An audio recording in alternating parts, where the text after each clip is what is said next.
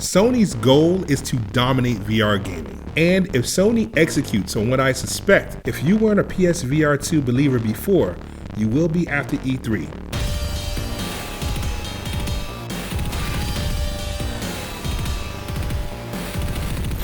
You can't talk about VR without first understanding the competition, specifically the Oculus headsets, which would be the Quest and the Rift, and of course the very powerful and very expensive HTC Vive. You're going to need that context. Their prices and capabilities run the gamut. The Oculus Quest 2 does actual magic, like real technical wizardry, running full games on what's essentially mobile phone technology. Casual consumers love it, but they're not spending more than $300 to $400 on VR. That's not going to happen. The VR power user, they own mid to high level PCs. They want the absolute best that VR can afford, and money is no object. And that gulf between the highest and the lowest consumer, that chasm is huge. And regardless which way you go, there's no unified, mature ecosystem available right now. And that's the problem.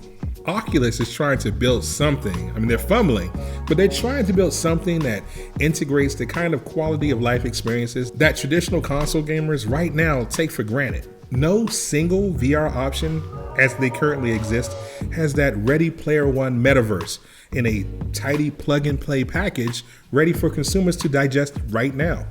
That kind of unified ecosystem is crazy future tech that we probably won't see for 5 years down the road, except that already existed in something called PlayStation Home. I've been following Sony's VR moves since before PSVR launched, and it's obvious that Sony's ambitions for VR were based on ideas that were started years ago. And if you were paying attention and knew where to look, those ideas never saw the light of day in PSVR, but they will in PSVR 2. I mean, I didn't get it at the time, but looking back, it seems really obvious now. Sony was beta testing what they wanted to do with VR in the future. The reality is that Sony used outdated PS3 hardware with outdated PlayStation Move controllers and used their existing underpowered PlayStation camera to tape together something remarkably functional based on VR tech of the time. Even woefully underpowered, the PSVR sold over 5 million units worldwide. And they accomplished all this without spending any money on newer control tech or newer camera systems, and they pushed the limits of a dedicated video game console not created for those purposes. Now what happens when you take a PlayStation 5, arguably one of the most advanced video game consoles of the next few years, you take that same console that innovates with technologically advanced haptic feedback, which allows you to physically feel distinctions in texture and pressure.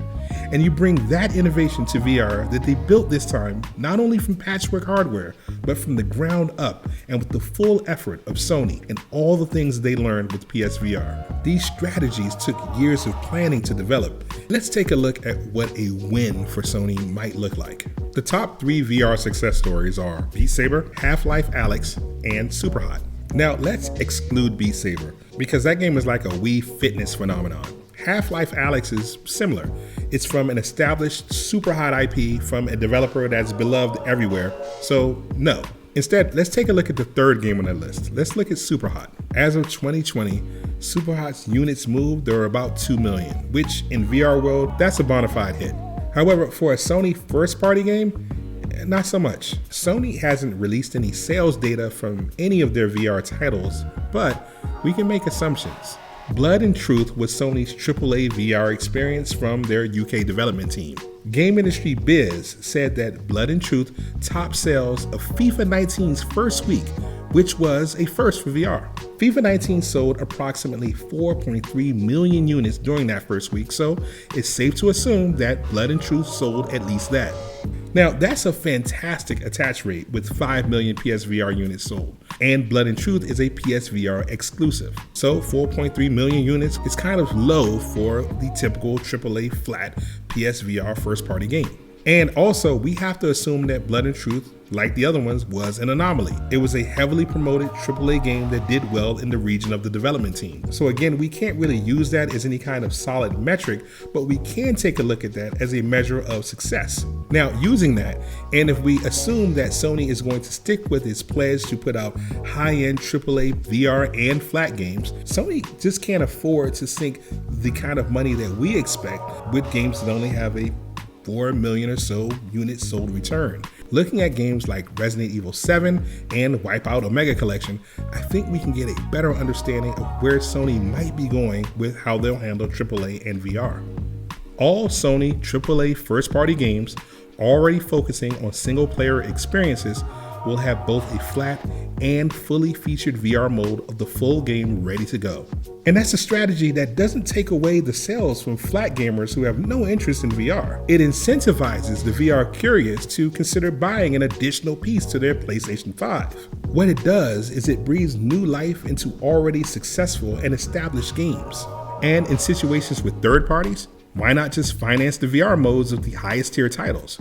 Essentially, the line blurs between PSVR5 and PSVR2 AAA titles, but the number of PSVR2 adapters grows over the course of the console's lifespan. Sony's in a crazy position when you consider the financial potential of this strategy over the next few years. Even Facebook, with the studios that they've acquired, doesn't have the infrastructure to compete making those type of high-end experiences. We've already seen what happens when multi-billion-dollar companies just throw money at gaming and they don't get the results that they want. Facebook just doesn't have the infrastructure to make the type of games that Sony has been making for years. But overall, what do you think? Leave a message in the comments about if you even care about VR or if you think my strategy is insane. E3 is going to be incredibly telling. We aren't going to get any new PSVR2 this year, and we aren't going to get a bunch of PS5 exclusive announcements because there just aren't any systems to sell.